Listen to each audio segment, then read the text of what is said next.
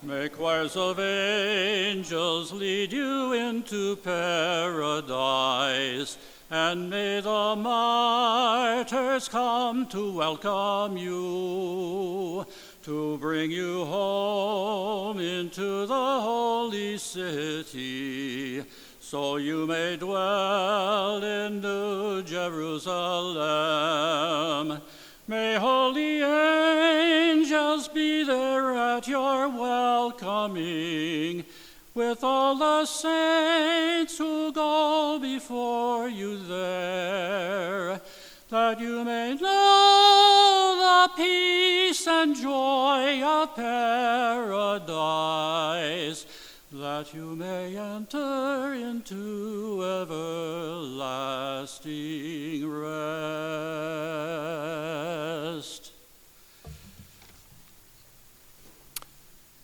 Good morning, everyone, family, friends, as well as all who are watching this via remotely on the live feed. I'd like to thank all of you for joining us today for the remembrance and celebration of the life of my father, Tim Hanrahan. It was going to be a beautiful morning. The still air of the New Mexico desert was cool as the first rays of the sun broached the horizon and illuminated the east face of a spur of the Oregon Mountains. The pre-dawn quiet was suddenly shattered by a tremendous boom, then a steady roar. A huge plume of flame was shooting down the side of the mountain, accompanied by a cascade of thousands of gallons of water. As the water tried to unsuccessfully quench this sheet of fire, it quickly turned to steam, generating clouds that boiled skyward, similar to a fast-developing thunderhead.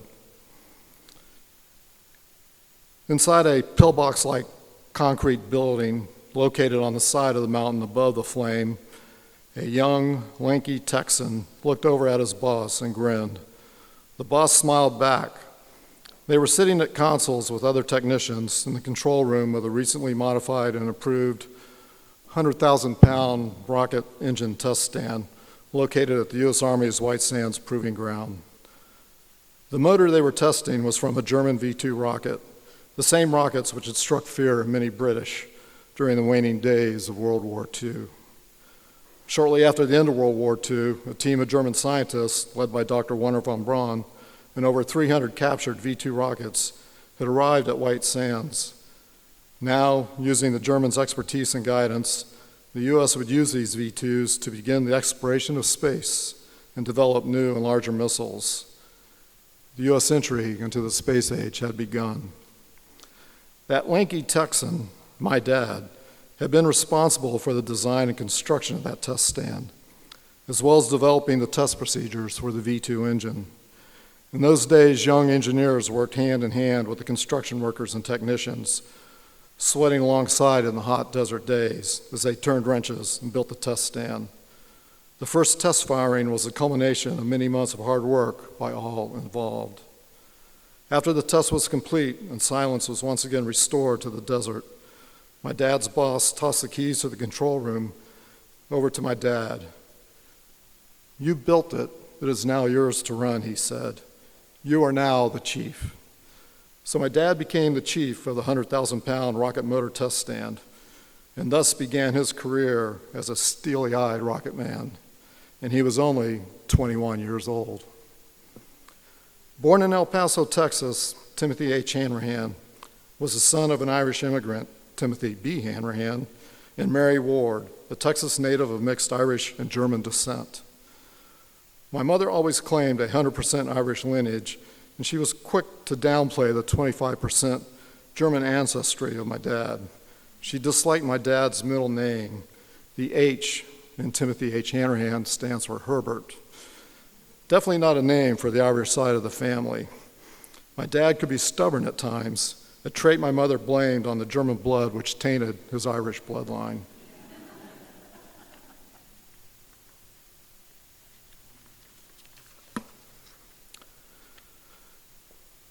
Bathed in the red light of the darkroom in the Aero Lab at Notre Dame, I finished developing the last batch of pictures I had taken of the supersonic flow from a plug rocket nozzle in a high-speed wind tunnel. My junior year project was due, and I was thankful I'd been taught well by my dad on how to develop film. I was an aerospace engineering major, just as my father had been an aeronautical engineering major at Notre Dame 25 years earlier. An avid photographer in his younger days, my dad would set up a makeshift darkroom in our garage and develop his own film. I was his assistant. He would patiently teach me the proper setup of the chemical trays and the steps required in the process to develop pictures, which is now a lost art in this modern era of digital photography. For me, it was surreal to be in the very same building and lab working on a project for Professor Eikenberry of the Aero Department, the very same Professor Eikenberry who taught my dad when he was attending Notre Dame. My father was an intelligent man. He skipped 2 grades in elementary school and started high school at age 13. He started college at age 16. It is fascinating to go through his high school yearbooks. Due to age difference and his small size, high school athletics were out of the question, though my dad was a very good athlete. My dad was involved in everything else, and I mean everything. Science club, glee club, choir, band, student council, drama club, camera club, school newspaper, football team manager, to name just a few. And yes, there are more. And he was always the president, the vice president, the treasurer, the editor, always a leader, always accepting positions of responsibility. In his junior yearbook, one of his teachers wrote a poem, and I quote, "Whenever there's work to be done, whenever there's school spirit to be shown, you'll always see at the head of them all, Tim Hanrahan, slim and tall." My father finally had a growth spurt, 11 inches, that junior year. My father graduated as the class valedictorian, and this pattern continued throughout my dad's life, always taking charge and leading in every organization he belonged to. My father met the love of his life, Pat Barden, who had left her native Minnesota for the Wild West in El Paso. 5 years and 3 kids later, they packed up the family and moved to the east coast of Florida. That year was 1958. My dad was joining a group of young, bright, and incredibly talented newcomers who were working at the newly established Cape Canaveral Air Force Station. They were the original missile men. Their mission was to win the space race. But those early days at the Cape were rough. Our first house in Florida was on the water, the Banana River, in North Merritt Island, directly across from the Cape. And I can recall many times as a young kid watching from our backyard as rockets, more often than not, blew up on the pad at ignition or shortly after liftoff. The explosions were spectacular. One time, my mother and I watched a missile corkscrew across the sky and splash into the river. Even the range safety command destruct systems didn't work all the time. But from each of these failures, lessons were learned. I'm always awed at what my father and these missile men were able to accomplish. 10 years later, astronauts were walking on the moon, communication and weather satellites were the norm, and robotic probes had done flybys and photographed the inner planets. The U.S. dominance in space was firmly established. My father had a great sense of humor, a quick wit, and he was a friend to everyone. Besides rockets, his other great passion was music. He came from a musical family. Everyone played a musical instrument. My dad was a drummer. He played all 4 years in his high school band. But it was really barbershop singing, 4-part harmony. That was his true love. It would take hours to regale you with barbershop stories about my dad, but I'm sure my sisters will gladly tell them to you if you ask. Golf was another passion. My dad scored his first hole-in-one at age 70. Even at 90 years old, he tried to play once a week.